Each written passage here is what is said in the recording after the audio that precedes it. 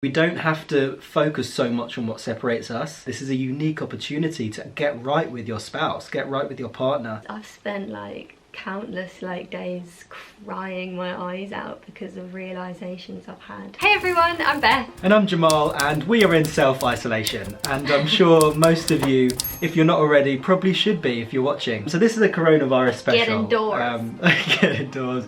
Like it's true, it's not a laughing matter. So this behind closed doors conversation, basically we want to talk about the impacts that coronavirus is having on couples, on relationships, on marriages, on families. Because obviously when you're self-isolating and you're put in a position where you have to be home 24/7 with the people that you love, it's a completely different lifestyle to most people, and it's obviously going to have an impact on relationships. And we just want to say at the start of the video, if you're feeling lonely or isolated right now and you don't have anyone, or you just want someone to talk to, please comment down below or DM us on Instagram, or just reach out, because we are here for you and we just want to help in any way we can. So Beth, how do you feel like it's affected our relationship? The thing is I don't really feel like it's affected our relationship, because we're both self-employed currently and have been since July. Well, I mean, I've been self-employed for like 10 years. Jamarl's been self-employed since July. So we've kind of been prepared for self-isolation, because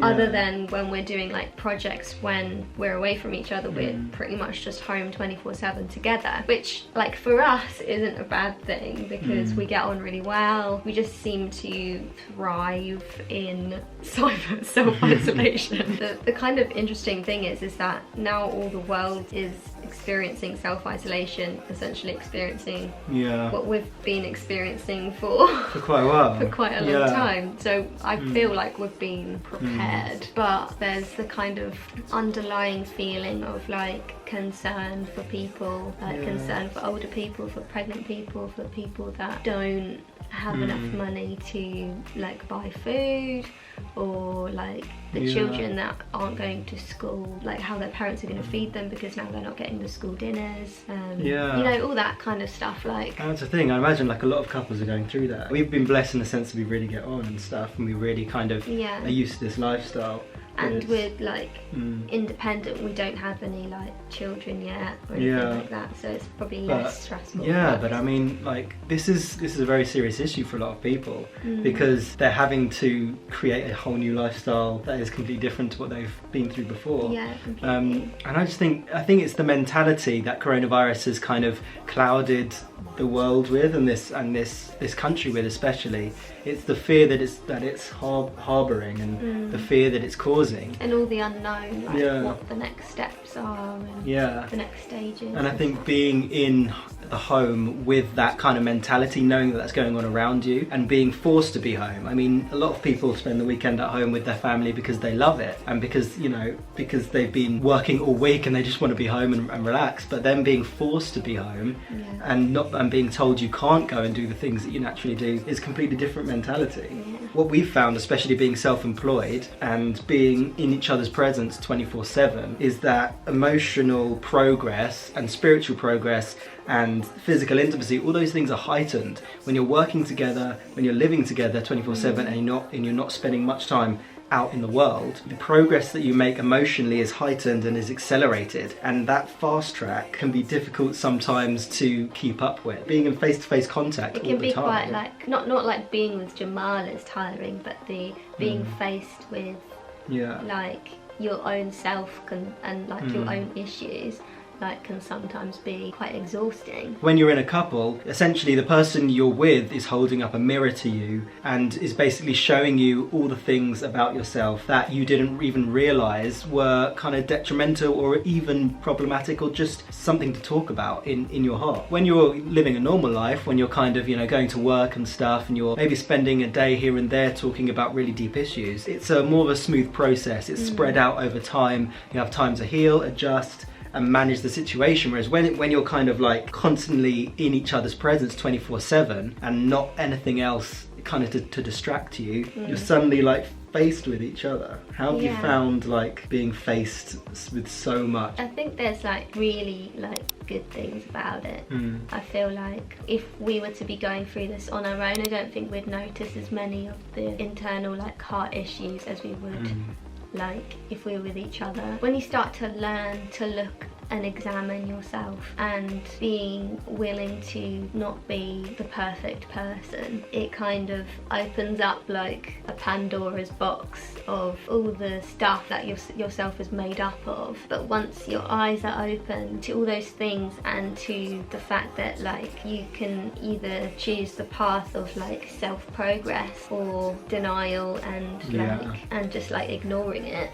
Once you take the path of like self-improvement, there's kind of no going back, and it's hard, not gonna lie, like it's really hard, because I've been self-employed for so long. I spend a lot of time in my own company, and I've definitely chosen the path of self-improvement. I've spent like countless like days crying my eyes out because of realizations I've had, or like how certain things in my life could have gone differently because, you know, if I had that issue within myself dealt with. Not that like we should look back and regret and stuff like that. It's just like being able to have that perspective from hindsight, Yeah. and have someone who loves you so much that they want to show you the areas in your heart that are hurtful, or that are difficult, or that, you know, make it hard. I feel like incredibly blessed because Jamarl's been with me since I was like 16 years old, and I'm like 25 now.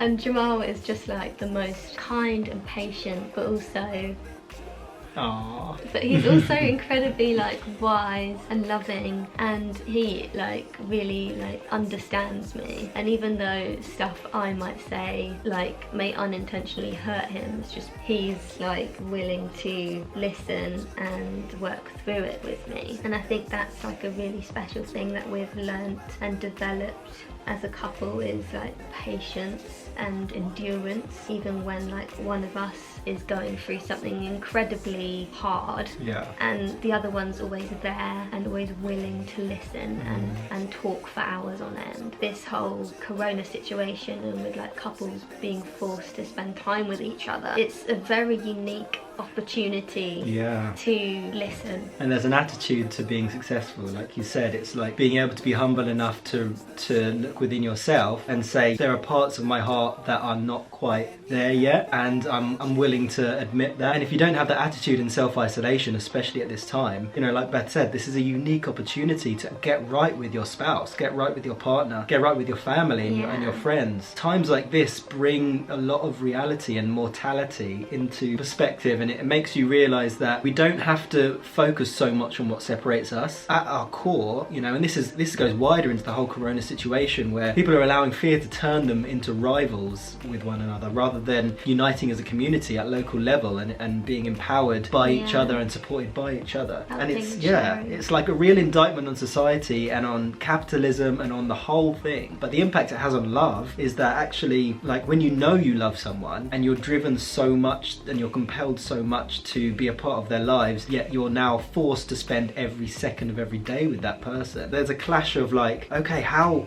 committed am I to this relationship? Am I in this or am I not? Like, you know, am I in this relationship for the way that this relationship is on the weekend? Yeah. Or am I like fully ready to be faced with the things that, you know, I wasn't even aware of in myself? Spending 24 hours a day with someone, 7 days a week, there'll be times where the person says something that just gets under your skin. And it's not because they've said anything horrible or that you're horrible. It's just like when they know how to push your buttons, even when they understand you, you need to be willing to let that person in and not kind of continually shut the door on them. And learning that in this season right now, when coronavirus is happening and when you're, you know, in the middle of being isolated forcefully by the government, it's a perfect time to learn it. But if you don't learn it now, I don't know if you would ever learn it. If you don't allow fear to just cloud everything, and you're just kind of like this big ball of fear, and you don't take all the opportunities that are presented in this time, there's many opportunity within this whole self-isolation corona thing, like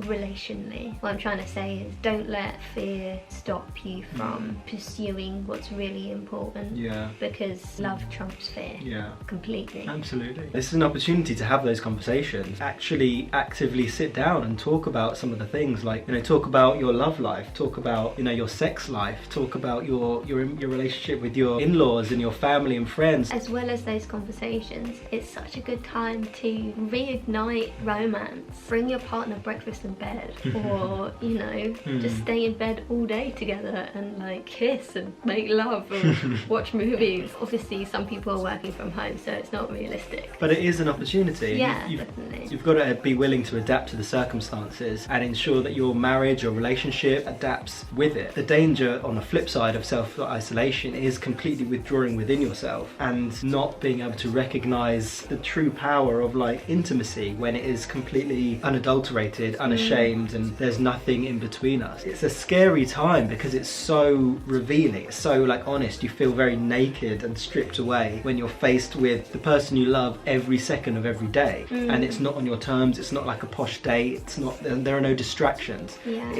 is a scary time, but like we said at the start, it's a catalyst for depth and authenticity in your relationship and like unity. never before, and unity like never before, Yeah. if you're willing to humble yourself. Overall, I guess we're trying to say, don't allow the fear of the situation to stop your intimacy or to get between your intimacy. Actually use this situation as a catalyst for the growth of your development and in your relationship, and the growth of your intimacy, the growth of your love.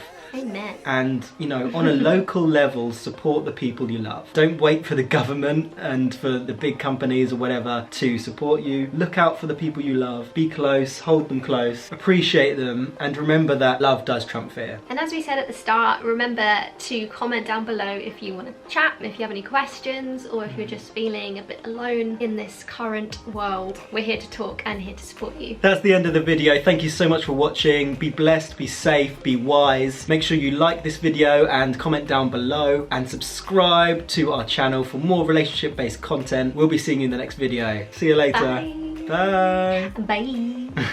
Bye, Felicia. Bye bye.